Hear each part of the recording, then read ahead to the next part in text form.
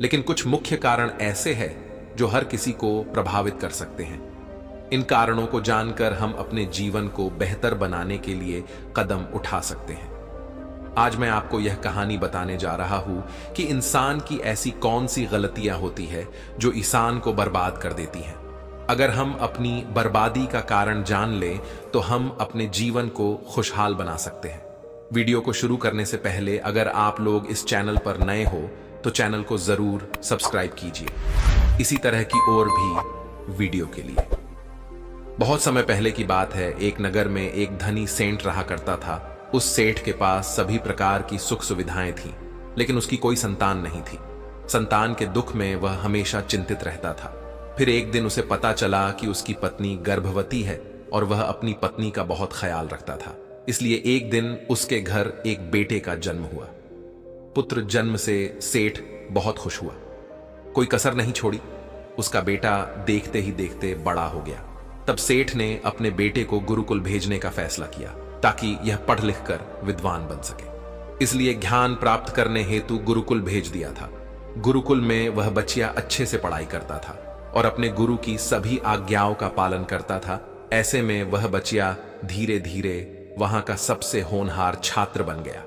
गुरुकुल में बालक ने सभी वेद पुराण और शास्त्रों का अध्यापन किया और एक महान विद्वान बन गया। लेकिन कहते हैं ना कि समय कब बदल जाएगा ये कोई नहीं जानता।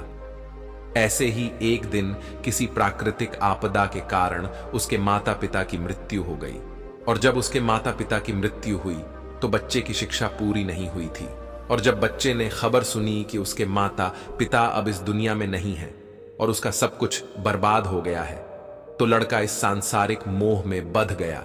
इसके बाद लड़के ने कहा कि गुरुकुल से अपनी शिक्षा पूरी करने के बाद वह अपना पूरा जीवन लोगों की भलाई में बिताएगा।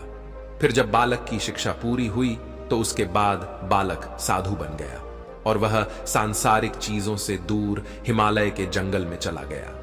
अध्यापन को विश्राम देते हुए समय के साथ उनके सन्यासी की चर्चा चारों ओर होने लगी और दूर दूर से लोग उनके पास शिक्षा लेने के लिए आने लगे और बहुत से लोग अपनी समस्याओं का समाधान पाने के लिए भी उनके पास आने लगे।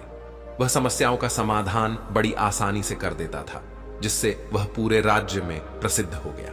परंतु जिस नगर में वह रहता था वहां का राजा क्रूर व्यक्ति था। जब राजा को तपस्वी के बारे में पता चला तो उन्होंने तपस्वी से मिलने का फैसला किया। अगली सुबह राजा तपस्वी से मिलने के लिए अपने महल से निकल गया और फिर वह उसकी कुटिया की ओर गया। और वहां पहुंचकर राजा ने जब उसे साधु के रूप में देखा तो वह उसे देखता ही रह गया। उसके चेहरे पर एक अलग ही तेज था। जब वह साधु के पास पहुंचा तो उसे असीम शांति का अनुभव हुआ। साधु को प्रणाम किया और उसके पास बैठ गया और उससे बातें करने लगा। वह राजा पहली ही मुलाकात में साधु के व्यक्तित्व से इतना प्रभावित हुआ कि उसी समय से उसने अच्छाई के रास्ते पर चलने का फैसला कर लिया। और वो सोचने लगा कि इतनी सी मुलाकात में यह साधु मुझे इतना बदल सकता है तो ऐसा हमेशा रहेगा। यदि तुम मेरे साथ रहोगे तो मेरा जीवन बदल जाएगा। और यह सोचकर राजा साधु से अपने महल में चलने का अनुरोध करने लगा। राजा का अनुरोध सुनकर सन्यासी मना नहीं कर पाया और वो राजमहल चलने को तैयार हो गए। तब राजा सन्यासी को महल की ओर ले गए। महल पहुंचकर राजा ने साधु की बहुत खातिरदारी की और उसके बाद राजा ने साधु को एक दाहिने कमरे में भोजन कराया। भोजन के समय साधु ने राजा को धन्यवाद दिया और राजा से जाने की अनुमति मांगी। यह सुनकर राजा ने कहा कि आप हमारे बाग में जब तक चाहे तब तक रह सकते हैं। आपको यहां किसी भी प्रकार की असुविधा नहीं होगी और आप यहां रहेंगे तो हमारे लोगों को भी अच्छा लगेगा और हमें भी अच्छा लगेगा। यह सुनकर साधु ने राजा का प्रस्ताव स्वीकार कर लिया। राजा के आदेशानुसार सेवकों ने एक सुंदर कुटिया बनाई। उसके बाद साधु उसी कुटिया में रहने लगा। राजा ने उनकी बहुत सेवा की, लेकिन कई वर्षों के बाद राजा और रानी को किसी जरूरी काम से दूसरे राज्य में जाना पड़ा। लेकिन उन्होंने साधु की सेवा के लिए एक सेवादार नियुक्त कर दिया। लेकिन राजा के जाने के बाद वह सेवादार बीमार पड़ गया और अपने घर चला गया और कभी लौटकर वापस नहीं आया। तो तपस्वी को गुस्सा आ गया और उसने राजा को खूब खरी खोटी सुनाई और राजा से कहा कि जो जिम्मेदारी आप पूरी नहीं कर सकते वह जिम्मेदारी आप क्यों लेते हो। तब राजा ने तपस्वी से पूछा और कहा कि सन्यासी, क्या मुझसे कोई गलती हो गई है? तो इसके लिए मैं आपसे क्षमा मांगता हूं। कृपया मुझे क्षमा करें और आपका क्रोध शांत करें और बताएं कि क्या हुआ था। यह सुनकर साधु ने उससे कहा कि तुम्हारे जाने के बाद मुझे यहां किसी ने भोजन नहीं दिया और मुझे कई दिनों तक कष्ट सहना पड़ा। यहां आकर मैं भूखा रहा और किसी ने मुझसे मेरा हाल भी नहीं पूछा। यह सुनकर राजा ने तपस्वी से माफी मांगी और कहा कि आज के बाद ऐसी गलती नहीं होगी। फिर कुछ देर बाद मामला शांत हुआ, जब राजा और तपस्वी के बीच बातचीत चल रही थी। रानी भी छुप कर सुन रही थी यह सारी बातचीत। उसके बाद राजा ने उसे तपस्वी से शिकायत का मौका नहीं दिया और उसकी खूब सेवा की। लेकिन कुछ दिनों के बाद राजा को किसी जरूरी काम से अपने राज्य से बाहर जाना पड़ा। लेकिन इस बार राजा ने राज्य से बाहर जाने से पहले अपनी रानी से कहा कि जब तक मैं न आऊं तब तक तुम स्वयं ही उस तपस्वी की देखभाल करोगी। यह सुनकर रानी बोली, हां महाराज, आप अवश्य जाइए, मैं सन्यासी महाराज की अच्छी देखभाल करूंगी। बाद में रानी प्रतिदिन भोजन बनाकर सन्यासी महाराज के पास भेजती थी। लेकिन एक दिन रानी स्नान करने चली गई और साधु को भोजन देना भूल गई। भोजन क्यों नहीं आया?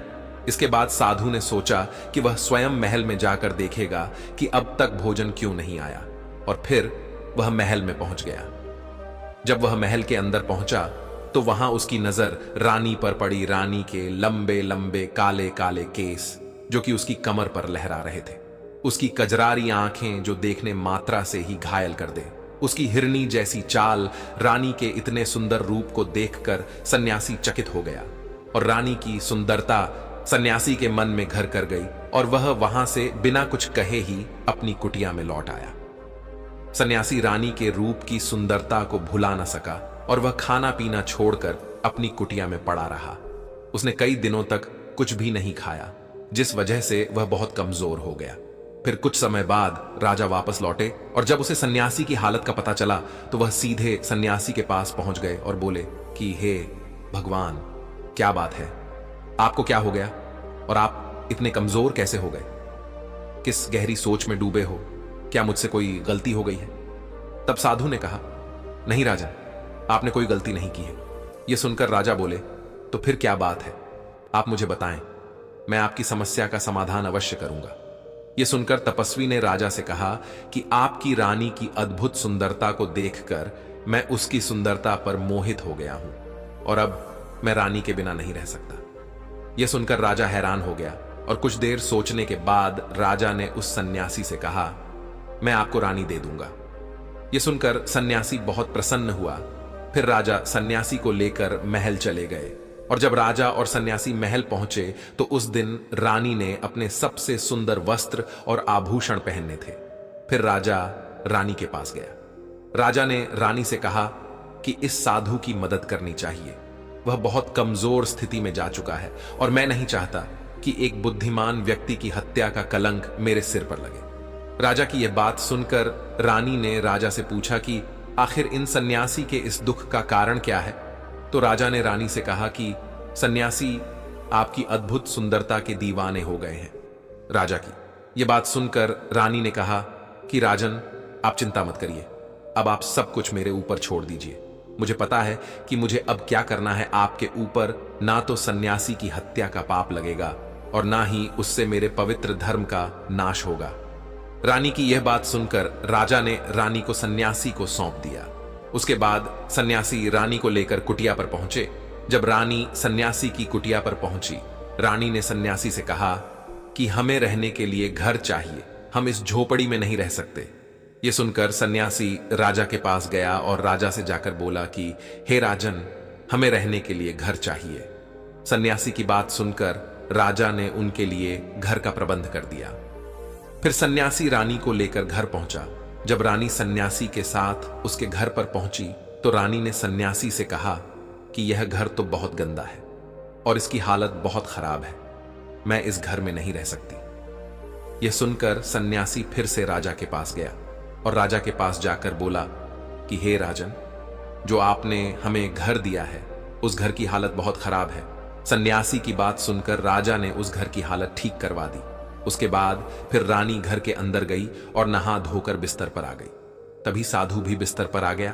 फिर उसके बाद रानी ने साधु से कहा कि आप जानते हैं कि आप कौन हैं और क्या बन गए हैं। आप एक महान साधु थे जिनके लिए राजा स्वयं सभी आवश्यक चीजें उपलब्ध कराते थे, जिनके पास दूर दूर से लोग ज्ञान प्राप्त करने आते थे, जो लोगों को सत्य का मार्ग दिखाते थे, जो लोगों की समस्याओं का समाधान करते थे, जिन्हें सभी लोग गुरु मानते थे, जिसे सब लोग भगवान मानकर पूजते थे। और आज आप वासना के कारण मेरे गुलाम हो गए हैं। रानी की यह बात सुनकर साधु को झटका लगा और उसे एहसास हुआ कि वह एक साधु है और यह सब क्या कर रहा है। वह यह सब सुख सुविधाएं छोड़कर शांति की तलाश में जंगलों में चला गया था। सन्यासी जोर जोर से रोने लगा और चिल्लाने लगा और रानी से कहने लगा कि मुझे क्षमा कीजिए महारानी, मैं यह क्या करने जा रहा था। मैं अभी आपको राजा को सौंप कर आता हूं।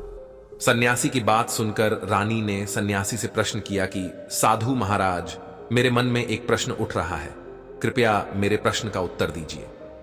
रानी की बात सुनकर सन्यासी ने कहा कि पूछो, तुम्हारा क्या प्रश्न है।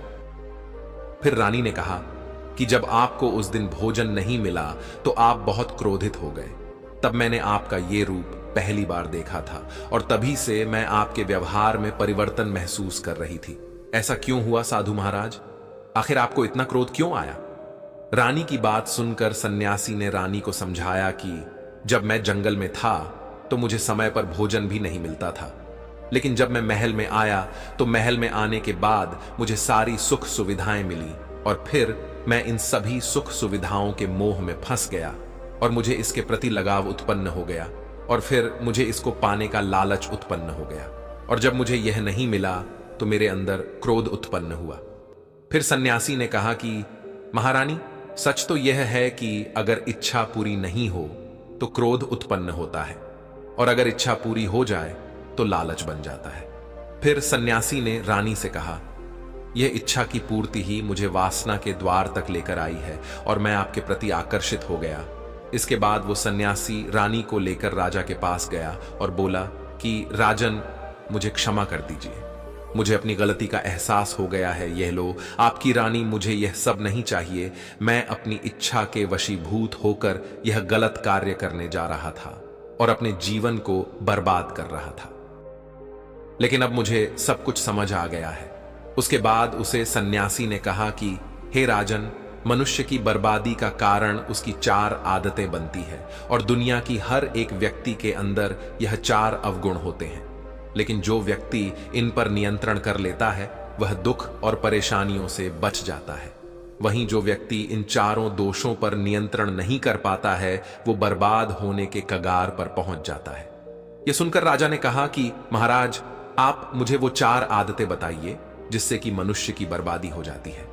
फिर सन्यासी ने राजा को मनुष्य को बर्बाद करने वाली आदतों के बारे में बताया कि हे राजन, मनुष्य को बर्बाद करने वाली पहली आदत है इच्छा, क्योंकि इच्छा ही दुनिया की हर एक व्यक्ति के अंदर सबसे पहला अवगुण होता है और जो व्यक्ति अपनी इच्छाओं को नियंत्रण में नहीं रख पाता है वह जीवन के किसी भी क्षेत्र में सफल नहीं हो पाता है, क्योंकि जैसे ही उसकी एक इच्छा पूरी होती है वह दूसरी की ओर बढ़ने लगता है और दूसरी पूरी होती है तो तीसरी इच्छा उसके मन में जागृत हो जाती है और फिर ऐसे करते करते इच्छाओं पर नियंत्रण ना होने के कारण इसी जाल में उलझा रहता है और दुखी रहता है। इसीलिए राजन, जब हम इच्छाओं पर नियंत्रण पा लेते हैं तो हम हमारे मन पर भी नियंत्रण पा लेते हैं और जब हमारा मन हमारे बस में होता है तो हमें सुख की प्राप्ति होती है। फिर जो हम चाहते हैं वही हमारे साथ होता है। फिर सन्यासी कहता है कि हे राजन, मनुष्य को बर्बाद करने वाली दूसरी आदत है वासना। वासना का जन्म हमारे मन में उठने वाली इच्छाओं से होता है। जिस प्रकार इच्छा का कोई अंत नहीं होता और मनुष्य वासना के जाल में फंसता ही चला जाता है। वासना के वशीभूत होकर मनुष्यों को कुछ भी नजर नहीं आता है। आज तक जितनी भी लड़ाइयां हुई हैं उनका सबसे बड़ा कारण स्त्री को पाने की इच्छा ही रही है। स्त्री के प्रेम में वशीभूत होकर राजा महाराजाओं ने आज से पहले बहुत सारे युद्ध किए हैं। रावण भी संसार का सबसे बुद्धिमान व्यक्ति था, लेकिन उसने भी माता सीता कि सुंदरता की जाल में फंसकर अपना सब कुछ बर्बाद कर लिया। उसकी मृत्यु का कारण एक स्त्री ही बनी थी।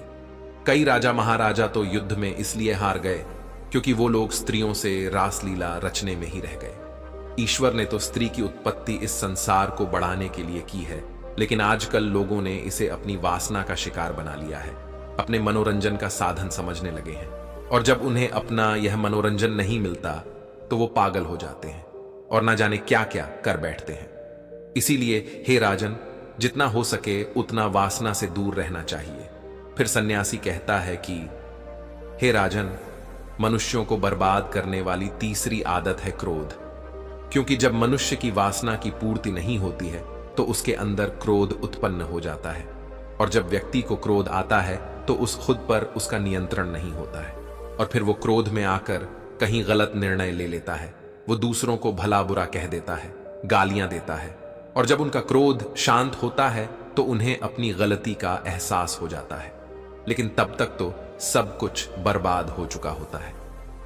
क्रोध के कारण मनुष्य के कई बने बनाए काम भी बिगड़ जाते हैं। जब मनुष्य के भीतर क्रोध उत्पन्न होता है तो वो अंदर से बहुत कमजोर हो जाता है, और एक कमजोर मनुष्य कुछ भी नहीं कर सकता है, उसे कभी भी सफलता हासिल नहीं हो सकती।